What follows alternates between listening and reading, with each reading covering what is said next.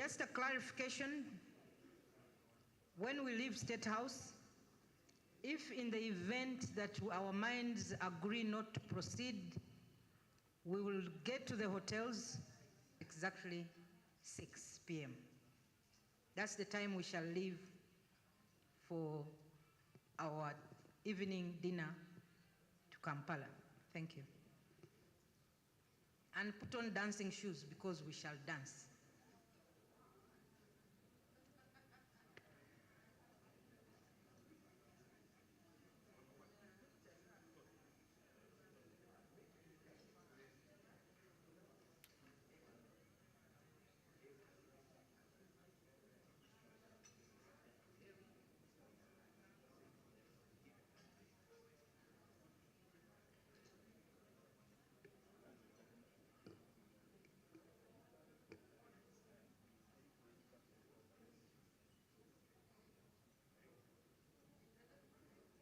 Yeah, thank you. Good morning, honorable members. I hope you had a well-rested evening.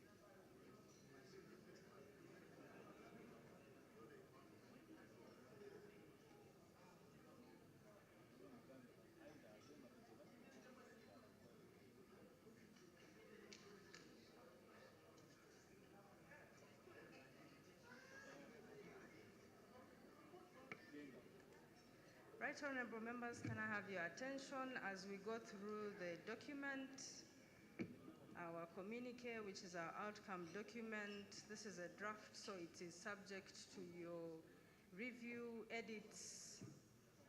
So if we can follow, and I'm going to read it verbatim so that, and I'll read slowly so that we follow.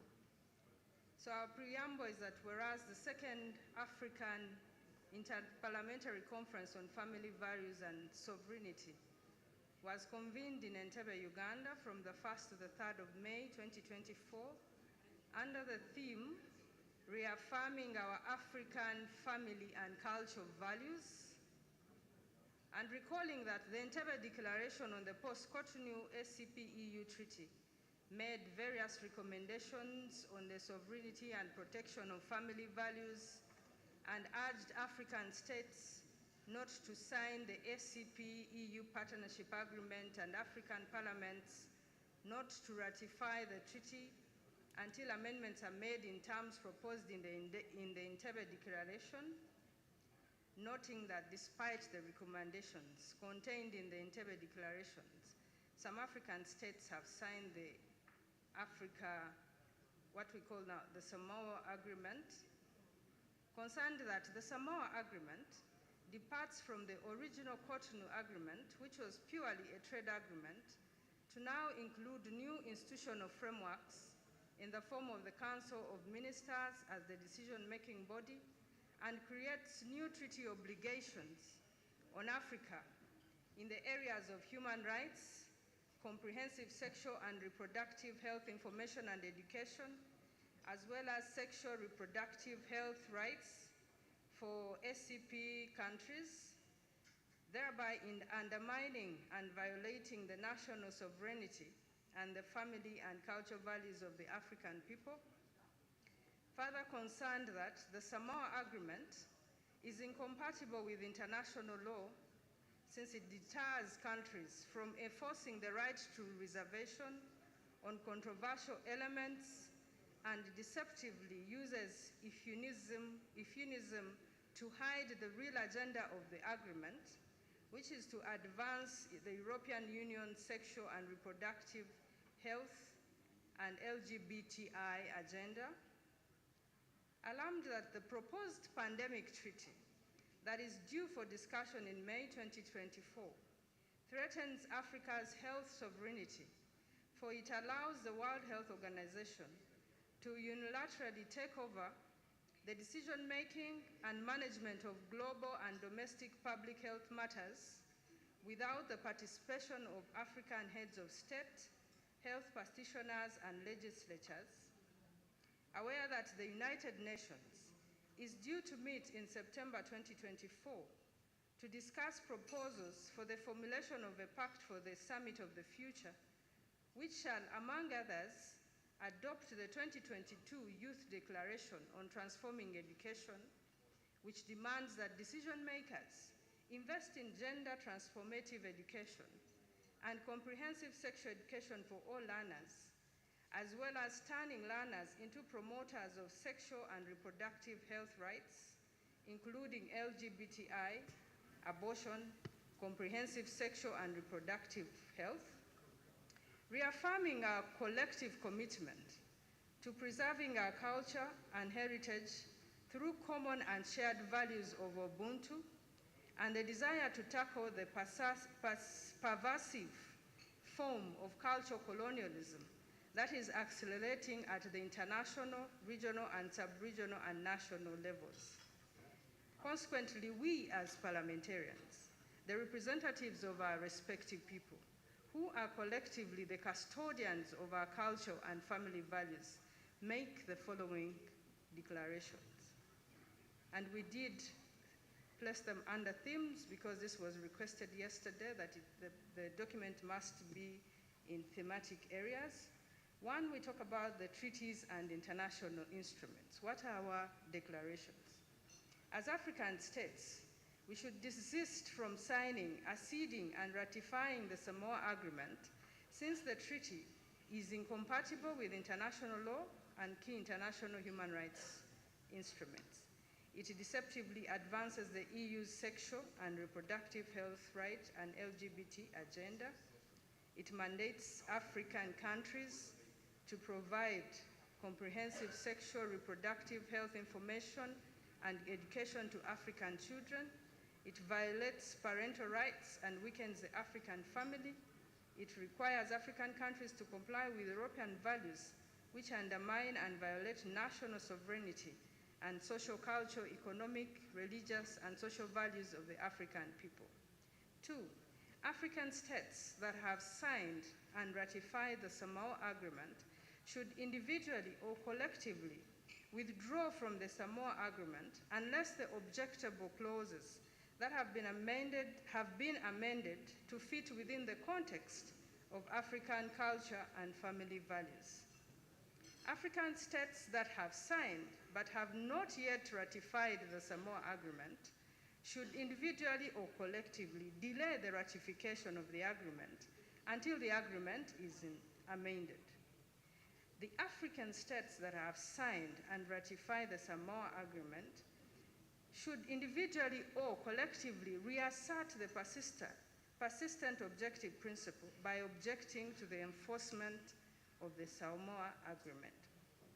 3, African states should refrain from signing, acceding, ratifying, or domesticating treaties, conventions, or any international legal instruments which undermine African religious, cultural, and family values.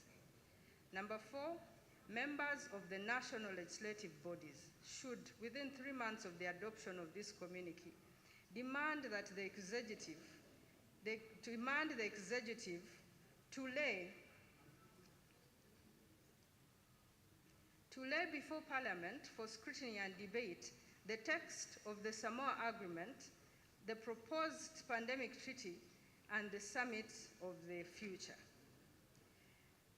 Lawmakers, number 5, lawmakers should propose amendments to the legislative framework governing the negotiation and ratification of international treaties to provide for public consultations before the treaties are signed or ratified by the countries. Number 6, government officials responsible for negotiating international treaties should negotiate in good faith and should examine treaty provisions for deceptive and disguised language, which is often used to undermine African religious, cultural, and family values. Number 7, lawmakers should scrutinize all treaties presented to parliaments for ratification to ensure that the African sovereignty family are protected. Number 8, lawmakers should popularize the dangers of the Samoa Agreement and its underlying implications of LGBTI and comprehensive sexual reproductive education on the African family and cultural values. Number 9, African states should initiate and formulate a protocol to the African Charter on the Human and People's Rights on the protection of African culture and family values.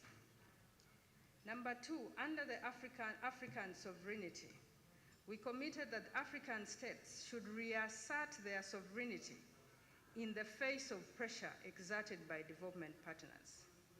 They should foster closer integration and cooperation. They should remedy the causes of neocolonialism by ending poverty, illicit financial flows, and corruption, building strong economies based on our abundant natural resources, encouraging industrialization and commercialization of agriculture, encouraging value addition of African produce, and promoting policies that strengthen the financial independence of African countries. African states should collectively advocate for the reform of international financial systems that have made African countries dependent on conditional aid. African states should integrate mindset change programs into our national programs and policies. We should strengthen the capacity of African countries to defend and fully exploit its rich natural resources as a means of building resilient and a self-reliant African economy. African states must ensure that any development assistance received by African government is only received if such assistance is aligned to the national values and priorities and is not conditional on the observance and normalization of foreign practices that affront our dignified and cherished family and cultural values. Number 2, national legislative bodies should ring-fence at least 3% of the national budget to the promotion and preservation of African families and family and cultural values. Number 3, the African Union should formulate guidelines on what constitutes the non-derogable African family and cultural values to guide African countries in their political, economic, and social interaction with the Western world to defend Africa's sovereignty. African legislatures should enact legislation to clarify on what amounts to human rights within the African context. Number 5, African states should foster dialogue and close cooperation between African countries to collectively respond to the erosion of African family and cultural values and ensure that international relations, treaties, and international cooperation take into account our cherished family and cultural values. Number 6, the African Union, the African regional blocs, African states should defend and consistently register objections at the international and regional fora to the adoption and normalization of ideas, practices, and legislation, including international and regional legal instruments, which threaten our national sovereignty and family values. Number 7, African states should adopt at least 4 African languages as the official languages of the African Union to minimize the use of foreign colonial languages, the one I'm using right now. Number 3, third thematic area is the protection and preservation of African values. African states should adopt a national culture day. We had this, I think, from Burkina Faso, to celebrate and create awareness of African Family and Culture Day. African states should take administrative action, including formulation of policies, to safeguard the family and cultural values. We need to create awareness of the richness of traditional African values internationally. We need to collectively urge all heads of states, members of parliaments, and other lawmaking bodies to strongly tackle the pervasive forms of emerging threats to national sovereignty and cherished cultural values of our countries. We must formulate policies and provide resources to protect the culture and the national heritage of African countries for the present and the future generations. Under health and education, we agreed that African states should mainstream culture in our education curriculum by designing our own a pro-Africa culture school curriculum. Number 2, African states should examine in detail the ideologies of the proposed comprehensive sexual and reproductive health rights, since that ideology is used to harbor the rogue rights and the LGBT ideology. African states should formally object to the amendments proposed by the World Health Organization to the international health regulations until the provisions that compromise on the African health sovereignty are removed and the regulations are subjected to wide Africa consultations and the interests of the African countries are considered and included in the regulations. The African heads of states should require the WHO to be more transparent in its operations and relationship with African countries. Number 5, in light of the May 2024 vote at the World Health Assembly, delegates, we affirm that our countries will raise the issue of the pandemic treaty and the international health regulation amendments in their parliaments. The matter has been raised in South Africa and the Ugandan parliament, and we urge the other legislatures to raise this as well, since the deadline is May 2024. Number 6, members of parliament should hold their governments accountable for the national vaccination policies and address issues relating to the development, administration, effectiveness, side effects, and safety of vaccines. However, as we do that, we must also dedicate resources to research and development of vaccines and indigenous African medicine. We heard from the Honorable Chair that we only produce 1% of the vaccines that we need. So this is important. Number 8, African states should object to the formulation of ideologies and the use or inclusion of generalized language in international legal instruments or binding or non-binding legal documents that seek to commit governments to introduce policies requiring the provision of comprehensive sexual reproductive health information and education to our children, because these are a precursor to the introduction of LGBT rights, prostitution rights, and abortion rights, which are alien to our African fabric.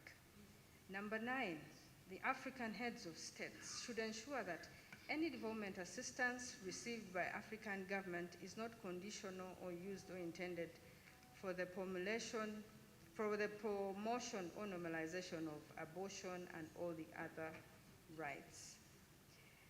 African states should formulate policies and encourage the education of the public and the use of technology to preserve, protect, and impart African cultural practices and values on the African continent. We agreed that our legislative bodies should enact legislation to protect children from Western influences, including sports betting, sexual abuse, alcohol and drug abuse, LGBT ideas, and any idea impacted through print, electronic media, and encourage strong family bonds, undertake parental guidance, and support community networks. Under African solidarity, the African states salute and stand in solidarity with the Republic of Uganda following the enactment of the Anti-Homosexuality Act 23. We demand, the meeting agreed that the African states demand the unconditional removal of sanctions that have been placed against Ugandan officials who have in the course of their work stood for African family and cultural values. Number 3, the African states applaud the National Assembly of Ghana for having enacted the Human Sexual Rights and Family Values Bill and urges the Ghanaian head of state to assent to the bill. We also applaud Honorable Peter Kaluma, Member of Parliament of the National Assembly of Kenya, for spearheading the Family Protection Bill and urge the National Assembly of Kenya to table the bill for consideration of Parliament. We also applaud the Federal Republic of Ethiopia for its outright rejection of the Samoa Agreement in the current form. We also applaud the Senate of the Republic of Nigeria for enacting the Same-Sex Marriage Prohibition Act of 2013. We also applaud the Parliament of Malawi for enacting the Marriage, Divorce and Family Relations Bill, which restricts marriage to a man and a woman. We also applaud the People's Republic of Burkina Faso for rejecting aid and taking control over the exploitation of its natural resources. Number 4, the African Union and regional blocs must issue statements in support of African countries that have taken bold steps to defend their sovereignty and African culture, family and cultural values. As African states, we must draft a framework to guide Africa towards an African caucus on family and cultural values. The African parliaments should establish specialized committees within their legislatures to ensure the mainstreaming of African values into the legal and policy frameworks of the African states. Number 7, African states, we must encourage free movement of people, persons, goods, and labor, and remove all non-tariff barriers that hinder African integration. Number 8, African states must create linkages with allies and progressive forces in the Western world that support our Africa and culture agenda to further strengthen the fight against cultural erosion and neo-colonialism. Number 9, African parliaments must create linkages with universities, think tanks, and civil society organizations to create awareness of these family and cultural values. Under implementation of the Entebbe Declaration and this outcome document, we commit that we must, as African states, we must adopt and collectively commit to implement the recommendations in the Entebbe Declaration. Number 2, the regional parliaments, PAP, ECOWAS, IALA, should debate and adopt the Entebbe Declaration and subsequent communiques, including this one, on family and cultural values. Number 3, the members here assembled, we commit to sponsor motions in our legislatures for the adoption of the Entebbe Declaration Number 4, the national legislatures should establish and support the operation of the parliamentary forums like the case in Uganda that solely promote African family and cultural values. Number 5, the Secretariat of the African Inter-Parliamentary Conference on Family Values and Sovereignty shall be hosted in Uganda. Number 6, the Entebbe Declaration and the outcome document should be translated into the AU working languages, French, Arabic, and the others. Number 7, we must identify and appoint Africa champions to form a representative committee, specifically to deal with declarations and reservations to international treaties, just like the Samoa Agreement. Number 8, we must encourage the filing of public interest litigation against any government that will ratify the Samoa Agreement in its current form. We urge African governments, African states, to enact legislation against the imposition of foreign practices and that are against our values. Number 10, we urge African parliaments to establish parliamentary forum to spearhead the fight against cultural imperialism and foreign unacceptable ideologies. Honorable members, that is the draft working document for your consideration. Thank you for listening to me.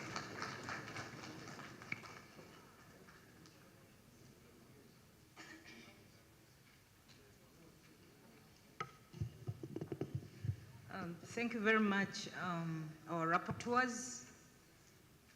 Honorable members, you have seen the draft.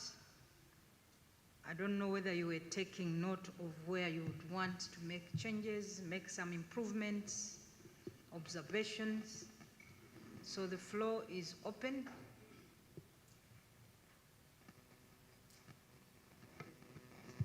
We should have had somebody sharing this session. Honorable Ashems, could you share this session, please? I'm working on something.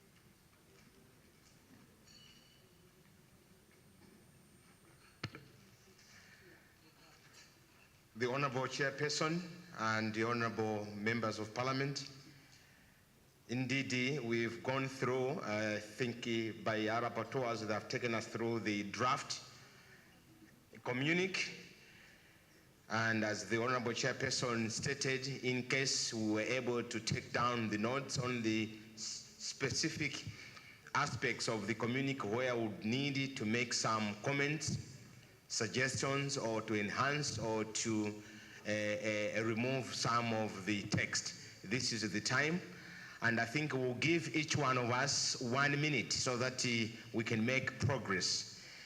I'm now ready to start taking hands. Yes, Zimbabwe, you have the floor. 1 minute. Mr. Chairman, thank you very much.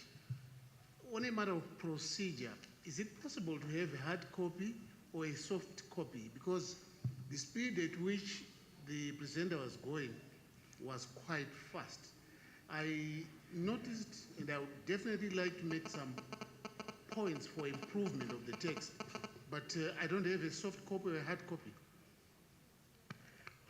No, Honorable, you have raised a pertinent intervention, and I tend to agree with you.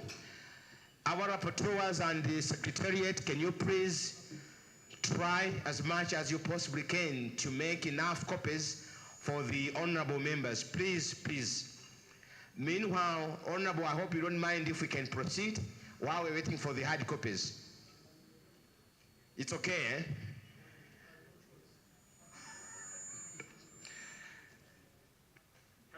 have the floor. Thank you. I sincerely want to congratulate the Secretariat for this comprehensive work. I have just one input to make. I follow keenly the declaration, but I didn't see any particular topic that talks about the religious authorities in Africa. We know that Africa is a religion continent, and during this session we had our bishops that presented here. And I want to take an example from Cameroon. When the Pope requested the Catholic Church to bless single-sex marriages, in Cameroon, the bishops of Cameroon came out with a powerful statement rejecting it. And so on those bases, I think that if we put a particular topic calling on the religious authority in Africa to take a common stand on it, I think we would have been living here touching all the angles in Africa. Thank you very much. Thank you very much, Cameroon. That is a strong point. We agree. And I hope our rapporteurs, you are taking note of that. And traditional rulers, the religious and traditional authorities. You've made your point. Yes, Ethiopia, you have the floor. 1 minute. My comments, first of all, is why don't we scroll down the communique one by one so that participants or delegates could have a look at it again and comment on it, probably thematically. That could be one of the ways we can deal with the problem of not having the soft copy or the hard copy on hand. And my second comment is I haven't seen any mention of this gender ideology or the transgenderism agenda in the document. So I think it needs to be inserted. That's very important because we're now having problems by the WHO of, for example, introducing the transgender health care and things like that on the public arena. So I think we need to insert that. Thank you. Thank you very much, Ethiopia. Yes, the bishop, Honorable Bishop from Kenya. I think generally I can see the rapporteurs have captured what we discussed. Now, I am encouraging that the format is more of a report. We would like it to have it concretized into a communication. And number two, the tone should now, I think, as we write finally, we make it sound and very precise. We don't use many words.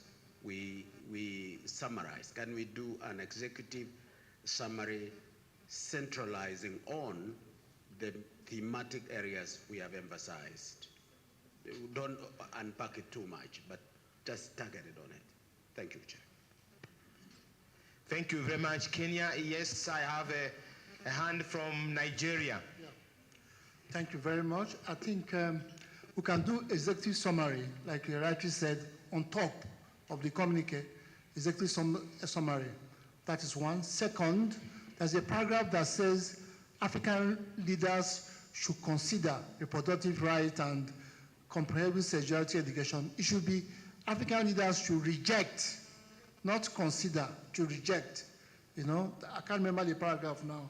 Should be reject. Then the third one, observation, is that I don't know whether it's possible whether the parliamentarians here can move private motion in their respective parliaments, going back and moving motion saying, look, I attended so and so in Uganda, I'm moving a motion that, you know, something like that. Private member bid, I think it's possible when they get back.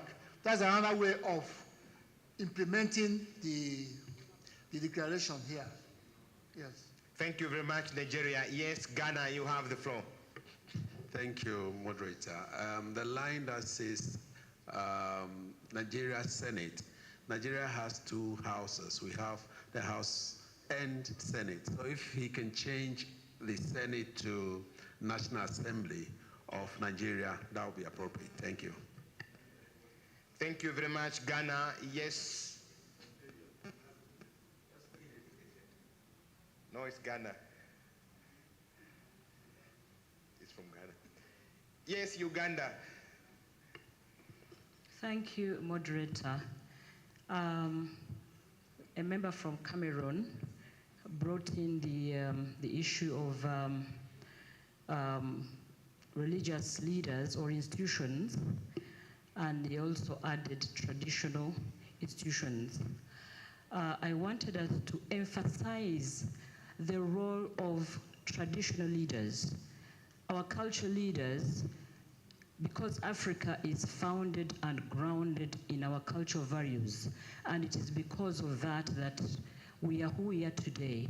And it's the reason why we reject such agendas like the LGBTQI agenda. So I wanted the communique to bring out the issue of our traditional leaders, their role in us rejecting this agenda. It is not well brought out, but I wanted us to bring it out in our communique.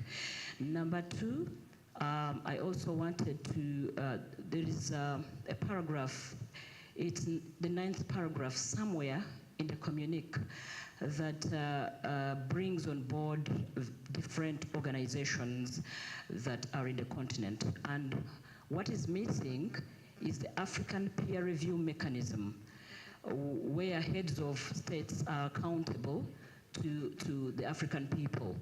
If we can bring the African peer review mechanism on board, that will help us popularize our agenda as Africa, because it holds heads of states accountable, and that will give us a platform. Consider winding up Uganda.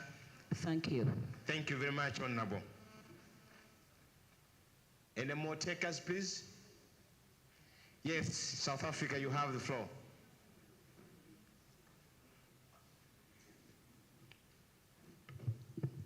Thank you, Chair, for the session, and of course our... Is this working? Okay, there we go. So a few contributions to an otherwise excellent drafting of the communique.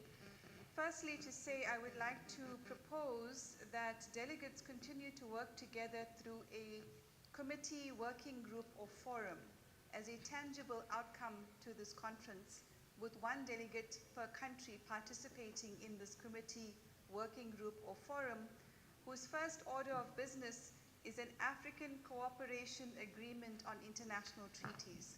That is to ensure that we have a common position on treaties and that we critically assess those that affect our right to self-determination.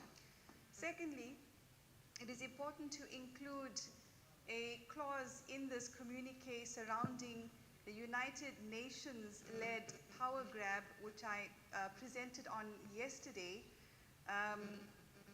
alluding to the one world government and the new world order. We have to utilize that language in our communique and reject it unapologetically.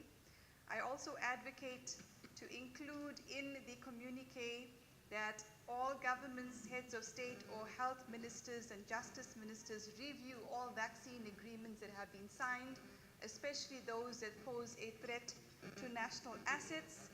And to conclude, I would request the inclusion of the word self-determination alongside the word sovereignty.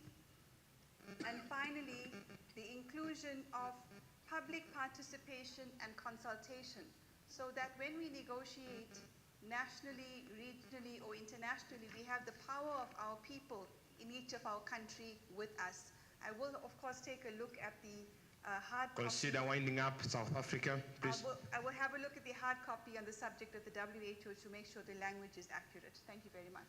Thank you very much, South Africa. Yes, I have a hand from Uganda. Yeah, thank you, Chair. Thank you, the team, for the rapporteur team, for this good summarized version. What I missed out on the issue of poverty is the skilling of the youth. We are talking of different programs, because our youth are being lured to this kind of behavior because of lack of skills. They have no money. So I don't know how we can capture that African governments have to find ways of how to handle the issue of the youth, the skilling. And I don't know whether we also captured the issue of the curriculum. Most of our curriculums are tailored on job seeking other than job making. So can we look at our curriculums as African leaders, and so that our youth get out of institutions when they know that they can make their own jobs other than looking for money. Then another issue of the other organs that we left out that I didn't hear was the Pan-African Parliament. If I missed it, then I'm sorry. They should look at this summary. If you can consider winding up, honorable member. Thank you, I'm done. Thank you very much. Yes, Southern Sudan. Yes. It's South Sudan. I apologize, South Sudan. Thank you. I want to also add some input regarding the role of African Union in regarding to this declaration. They should also adapt it at that level. Even East African Parliament should also table to push it so that we can handle it at that level before it reaches to the countries. And that will be the role of the lawyer's desk to scrutinize any document that is harming our families' values. And also in a forum like this, where we are discussing reaffirming our African family and values, cultural values, we shouldn't be putting on suits. Next time we should be having a day that we put on our cultural or traditional attires. Thank you. South Sudan, I'm equally ashamed. You are very right. Uganda. Yes, you have the floor. Thank you very much. There is, I also forget the paragraph, but there is a very important resolution that all the others are equally important, but I'm commenting on this one, where we called upon the international community to remove all the sanctions that have been placed against Uganda. And what I want to comment on that is it didn't come out clearly, because we said to remove all the unconditional sanctions. I think we could call them unwarranted sanctions, maybe unjustified, maybe unqualified, maybe unreasonable, maybe unfair sanctions, rather than unconditional sanctions. Thank you. Thank you very much, Uganda. Did I see a hand from Zambia? Zambia? No, I think we are okay for now. Okay, fine. Any more takers, please?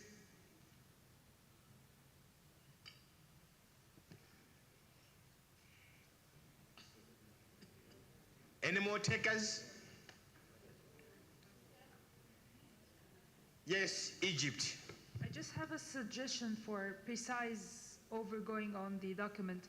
So if we have the hard copies now, we can go through one by one of the items on the communique, and then close the discussion or open the discussion of the floor after each and every item, so that we guarantee that it's not a haphazard process. Thank you.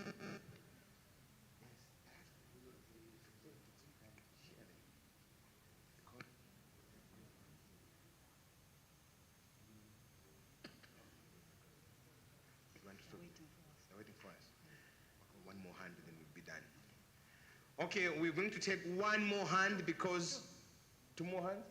Two more hands because the train is ready. Zambia, you have the floor. So thank you very much for the opportunity, and I would want to thank the rapporteurs of the Secretariat for the job well done in coming up with the draft document. But I was thinking in the preamble, as we begin, we need to be very specific. For example, I would say we, the members of Parliament, from all regions of the African continent met in Entebbe, Kampala on 1st to 3rd May 2024 to participate in the second African Inter-Parliamentary Conference on Family Values and Sovereignty with the theme reaffirming our African family and cultural values. So I think we need to be specific in the preamble. It has to depict the participants, if we are coming from the whole African continent, or maybe 18 countries participating in this conference. I submit. Thank you very much, Zambia. Yes. You have the floor, Honorable. There are 20 countries present. Okay. Not 18. Thank you, Rapporteur. Mine is just one, to emphasize the role of parliaments, especially in agreements. Now, I would also want it to be very clear in the communique that all agreements which involve especially the family and the rights of people should be brought for review and debate in Parliament before they are signed by our Ministries of Foreign Affairs. And the full document of the agreement should be laid on table at Parliament. I don't know whether that one was captured. Yes. But what I'm saying is all agreements of such nature should be brought before Parliament. I don't know whether that's what was captured there, but I thought we should emphasize this. Thank you. Honorable, I can assure you that was captured. However, what happens at national parliament from each one of our countries tends to vary, but that was the message contained in the draft communique.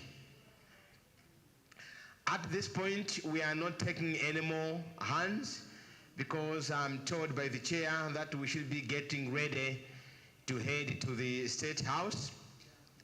However, I was going to add some comments to the draft communique to our rapporteurs. In section 1, subsection 9, there was a mention of coming up with a protocol that was going to be recommended to the heads of state. I was of the view that we should be replacing protocol with a charter on the basis that if it's a protocol, it will be referred to technocrats. And the technocrats, most times, they are the ones who mess us up. So we should be talking about of a charter and not a protocol. Secondly, in order to make sure we are not all over when we're talking about values, in one instance we mentioned family. I think the key issue should be value, and those values would include family, religion, cultural, and national heritage and tradition. So for instance, like the theme of this conference should have read sovereignty and family. And values. And the values are those four: family, religion, tradition, and cultural and national heritage. That's what I wanted to mention to our rapporteurs. Honorable Chairperson, I yield the floor now to you. Thank you.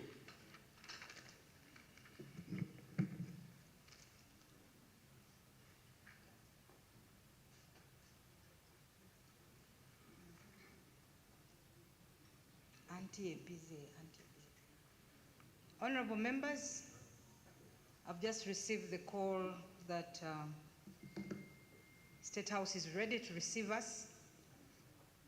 However, you remember that I did indicate that I'm not sure that people will still be in the mood to get back to this hall. But in the event that we do not get back, I want to just request two things. One, the rapporteurs are going to share this to your emails or the phone numbers that you sent. Secondly, we should note that we held the first conference here in Entebbe, and some of the issues you're raising are already captured in the first communique. So we need to be careful not to repeat the same, otherwise there will be no difference. So the rapporteurs will capture that. Thirdly, in the last communique, we have been having a loose African Parliamentary Forum on family. It's a loose one with a few of us. We need to have this forum established, just like we have the African Parliamentary Network on internet governance, just like we have the African Parliamentary Network on illicit financial flows. So we need to have this body that will bring together the different members of parliament from the entire continent as the group that will spearhead what we are actually discussing. So that is still on the table. But also,